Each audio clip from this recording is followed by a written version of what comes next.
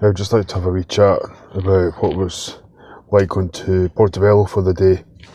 My main objective was to go through and take pictures, and but first of all I needed to know where I was to park.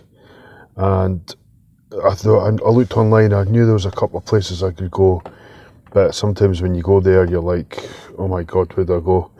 So I went down to the sports centre and I was going to park there because it wasn't that busy, but there was signs saying only for customers for the centre that can get parked. So I was like, right, there's no point in parking here.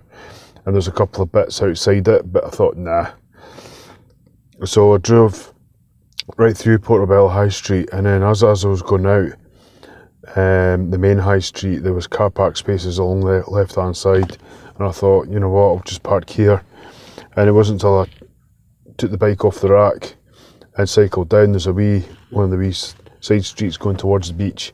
It was a lot quieter, so I would have done that, but it didn't really make any difference. So I took the bike off, cycled, I went down.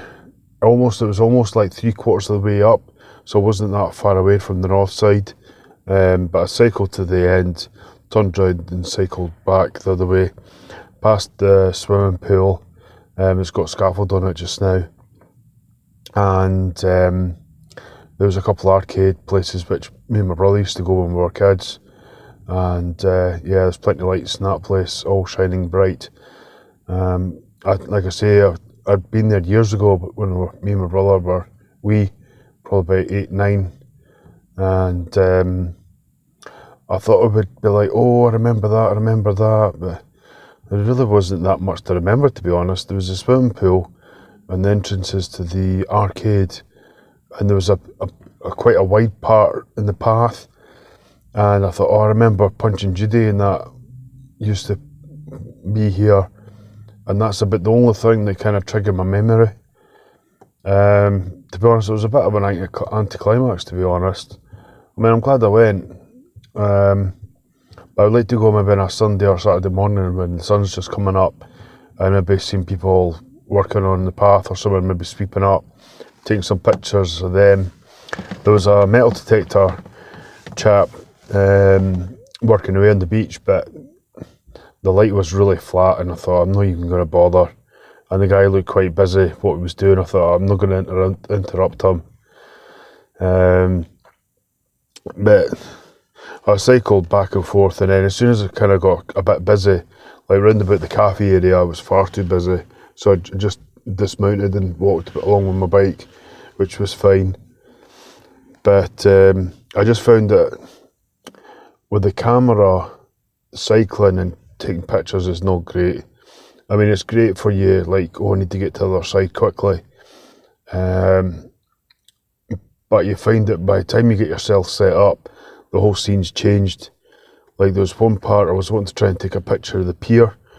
It was not even a pier. It was like the little bits of wood and almost like a fence between the sea wall and the sea.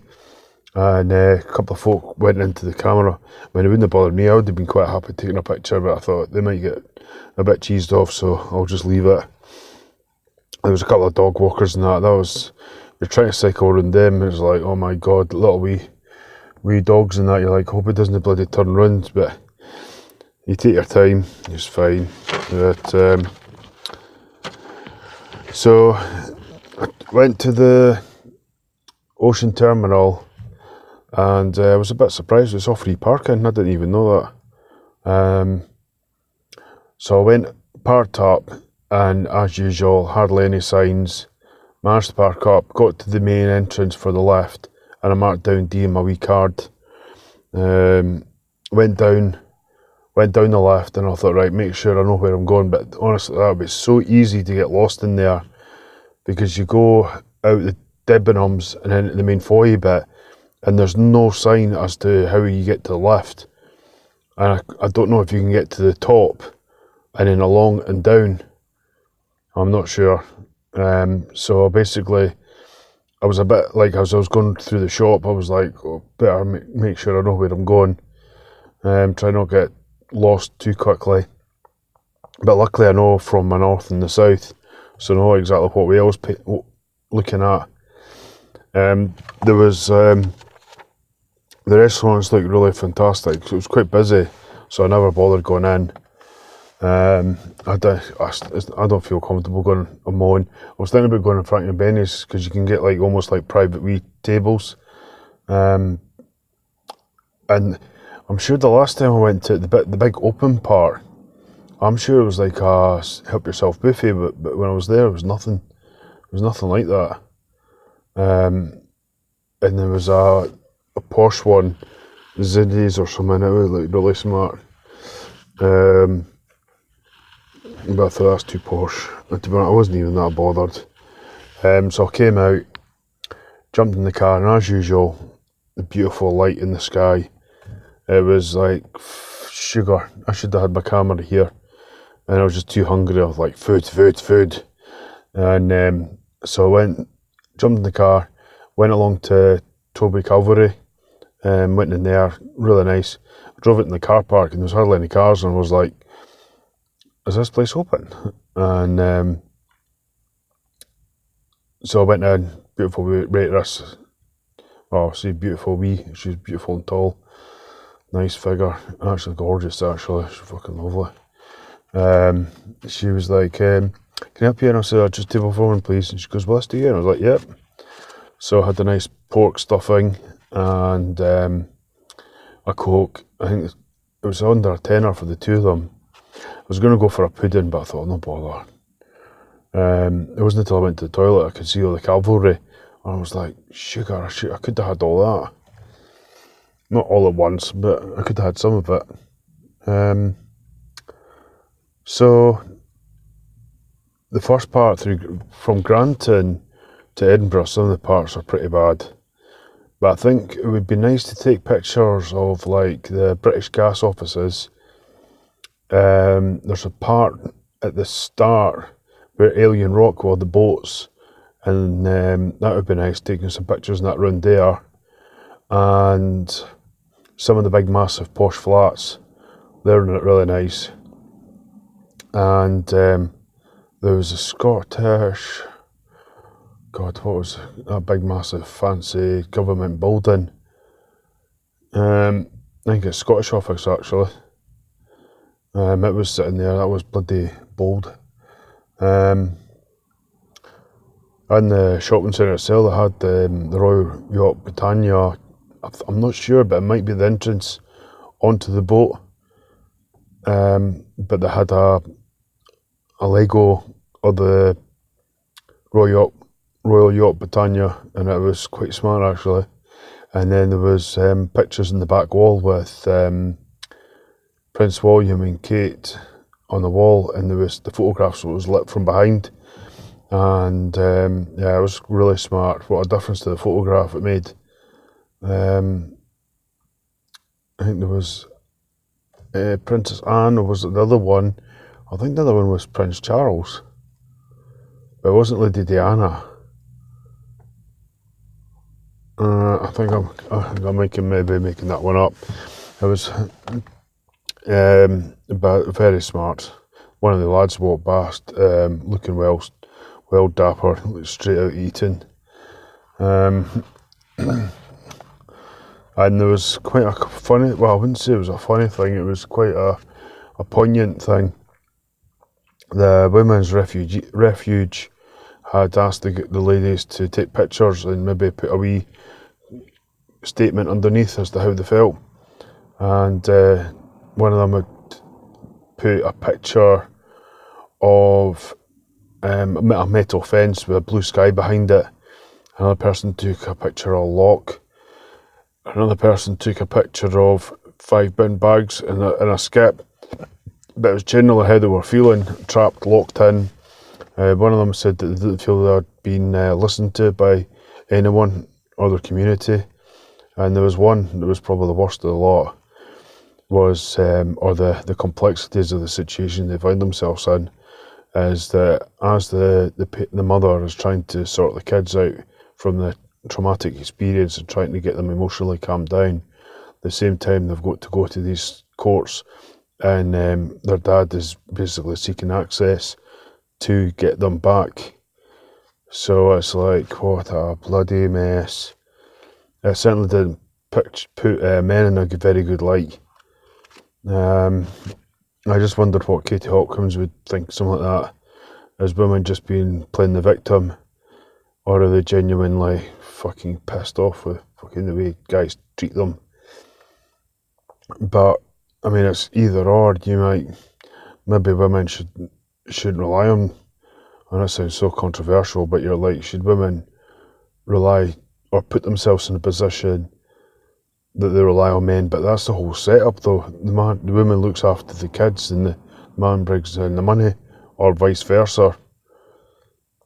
But obviously, it was slightly slanted towards the women because it was a women's refuge. But I'm sure there's maybe gay men or straight men that are in that situation, but their voice wasn't heard. But aye, horrible. It's amazing, like, the photographs didn't actually have to be that good, but they were actually good. They were, I mean, the women with the bags in the skip, it didn't need to be good. It was like, this is what it was, cold and harsh. And it reminded me of one of the podcasts I listened to about photography and how photography can be a healing aid for people. And it was really interesting, actually. I think I would like to try, maybe not so much the women's refuge, but something along those lines. But you really needed the words to go with the picture. The picture alone didn't mean anything. But again, the words didn't, on their own, wouldn't have meant much. Trying to think what else. I think it was just generally good to get out and about. The best thing I did was leave my mobile phone at home. Unfortunately, Dad was trying to get me. It was about one of the first times ever that I've ever worried about my dad trying to contact me. And that was the only day he contacted me, but luckily it wasn't anything major. It was just to sort something out on Saturday, or no Saturday, we're going to macaroni.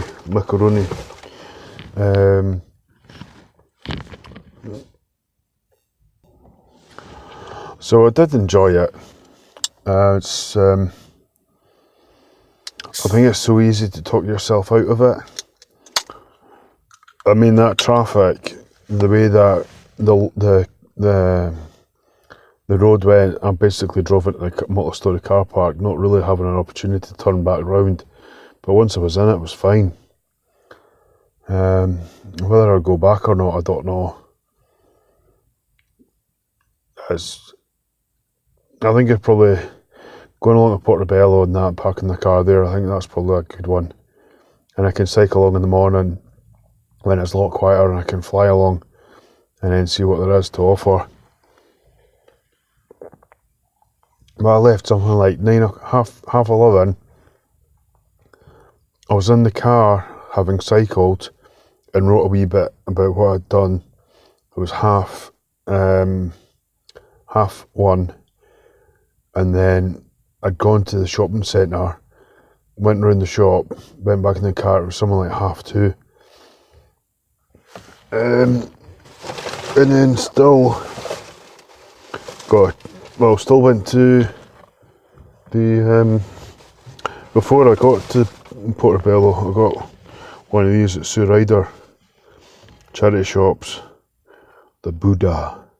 So I'm going to put that in my bedroom, and hopefully it'll remind me to bloody chill out. There's no point in rushing all over the place.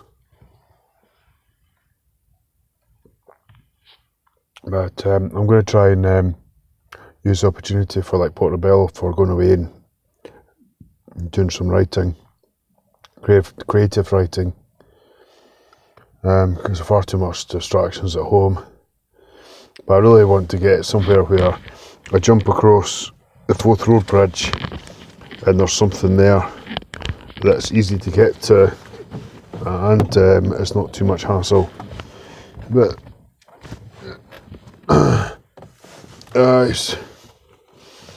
Right, I'm going to finish it there.